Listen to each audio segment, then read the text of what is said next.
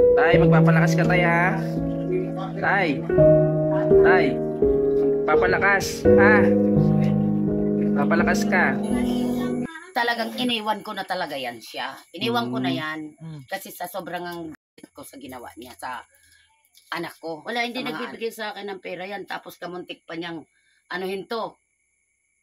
Kamuntik pa niyang makadalawang beses. Tapos muntik pang Wala na. dapat hindi mamatay yan. Hindi maubusan yan. Wala ka na mabili dito.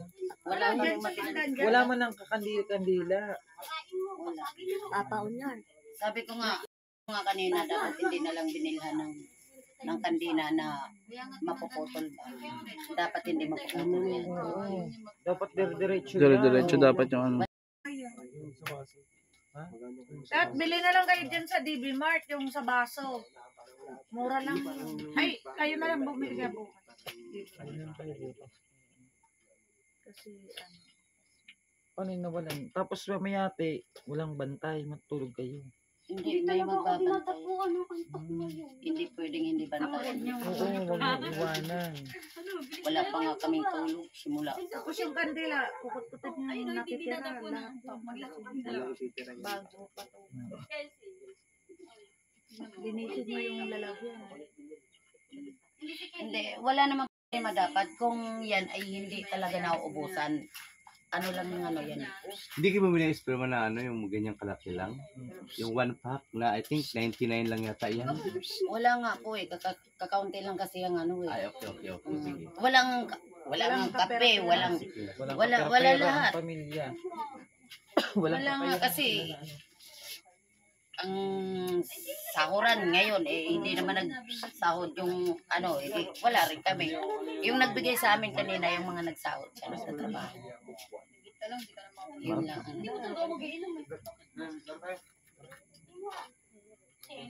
Wala. Kaya sabi ko, paano kaya to? Sabi nga sa akin kanina nung ano, eh ba't wala kayong wala pa kayong kape. May ano lang nagbigay ng termo. Tapos, sabi ko, paano ang termo? Paano yung mainit na tubig kung wala naman tayong may? Ano oras ba dumating ang pati? Kaninang alas 10 ng umaga. Hindi ka naka-produce talaga? Eh di ba nag-uulan kanina ah? Nag-uulan, kaya tinatabingan ko to dito para Hindi kayo pumunta kay Sir Ben? Nagano ako kanina, kumunta ako, hindi nga makunta-kunta. Malapit lang naman, dapat nilakad nyo naman lang yan. Sana nagpunta kayo kanina. Oo. Kahit kandila man lang. Wala namang matira dito sa bahay. Ang dami-dami nyo dito, mga anak mo. Nandoon yon yung aking anak, nandoon yon sa ano, may sari-sarili na lang sila eh. Nandoon yun, itong aking may anak, nandoon yun sa anak ko kasi hindi pa marunong mag-ano yung aking nanganak doon na binantayan ko rin. Malapit lang, dapat naglakad man. Andito na, pagdating alas 7 ng gabi, punta, Sir Benz, pahinga kami pambiling kandila. Pero ano ba 'to yung ano ba talaga 'to yung ano, may mga nagsabi pa rin doon ng pagdaan namin. Pinabayaan naman niya yung asawa niya tapos diyan ibubukol.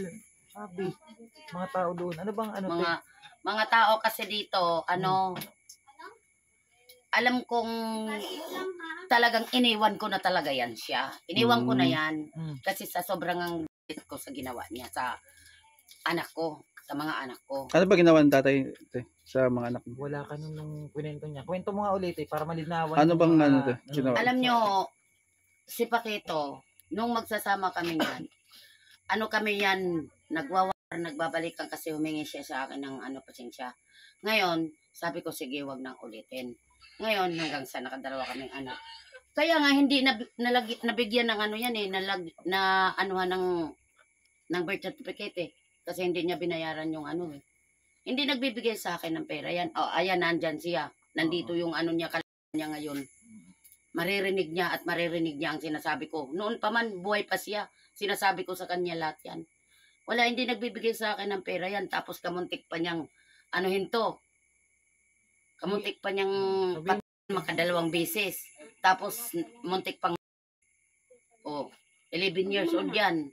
Yung anak mo sa una? Oo, ito aking panganay. Ito, yung panganay mo? Si ate. Kaya, nasukla dito, pero kahit pa paano, Tinanggap pa rin. Oo, kahit papaano, tinanggap at binibigyan pa rin siya ng pagkape, biling tinapay, binibigyan pa rin siya. Eh ako talaga, inaamin kong sinisiwang ko talaga siya pag nangingi sa akin, pero binibigyan ko rin. Ang gusto ko, magbago siya. Hindi siya nagbago hanggang sa huli. O, ano pa bang masasabi ko? Bakit sabihin nila pinabayaan ko? Hiwalay na kami. Hiniwalayan ko na siya dahil ayaw ko na kasi ayoko yung lagi akong nagdadamdam ng loob ng ginawa niya sa mga anak ko. Pero nung naghiwalay po kayong Tatay Pakito, malakas pa siya. Malakas pa siya. Hindi naman pala si ate yung... Oo, malakas pa siya. Kaya wag silang magsalita sa akin ng ganyan dahil hindi nila alam ang mga nangyari sa amin. Bago lang sila dyan. Wala silang karapatan magsalita sa akin ng ganun. Marinig-rinig ko lang na magsalita sa akin sila ng ganyan. Di, ano kaya magawa ko? Ano ba dahilan ba't nagkasakit tatay ito? Sa tatay Nagsimula Pakito. lang po yun nung binugod ng mag-ama. May- Pinasok doon sa bahay namin mismo. Wala ako nagmasad sa ko dito sa sa pamil. Yun Nung lang malaki- yung nagsimula, oo. Nung malakas pa si tatay. Yun lang, doon lang yung nagsimula. Nagtrabaho pa nga ako, kami ng mga anak ko doon sa Tagaytay. Tapos pumunta pa yan sa akin. Ganyan na siya. Nag-aano na siya sa tabi na yung lakad niya. Doon ko lang na may ano na siya. Sabi ko, napaano ka ba? Yung siguro daw yung pagkabugod niya. Kasi pinalo niya dito ng dos. Sabi ko, hindi ka naman lang kasi lumaban.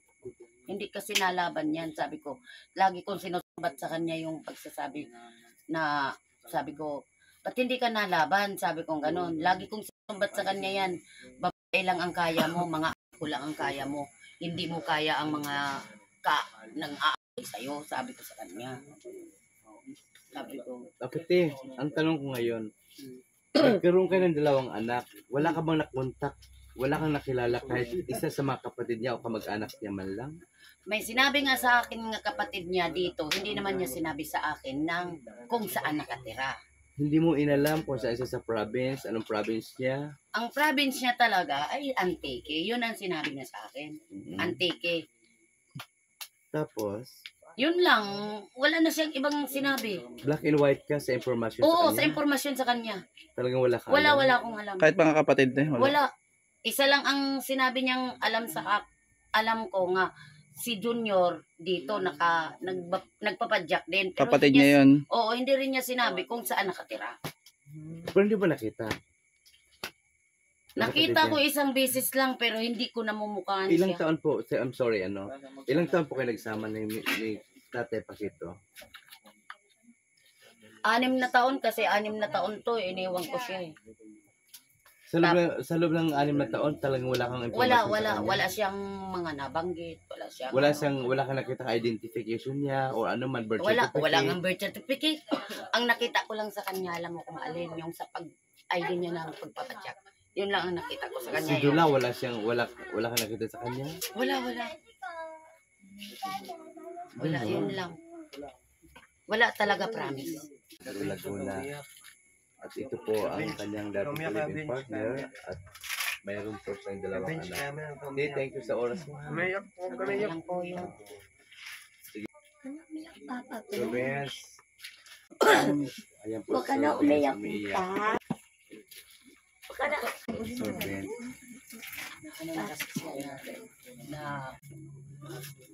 So, Benz, ano masasabi mo kay tatay na bigat ng iwanan? Na mga kababayan, hindi tayo sa sa buong tatay. At po, pumunta tayo kasama ang ating buong team. Kailamay tayo dito sa buong ni tatay at ngayon po natin yung yung totoong nangyari sa kalagayan ni tatay at narinig natin sa dati niyang asawa kung ano talaga yung nangyari sa pagsasama nilang dalawa. Kaya mga kababayan, sa mga nais po tumulong para kay Tatay Pakito. At dahil po wala po kahit bulaklak o kandila, wala pa po kasi ngayon pa lang po kami pumunta at bukas dadalan po namin si tatay ng pangangailangan niya dito. Maraming salamat po mga kababayan. At God bless po. Thank you very much po. Pasensya na kayo eh, talagang wala eh.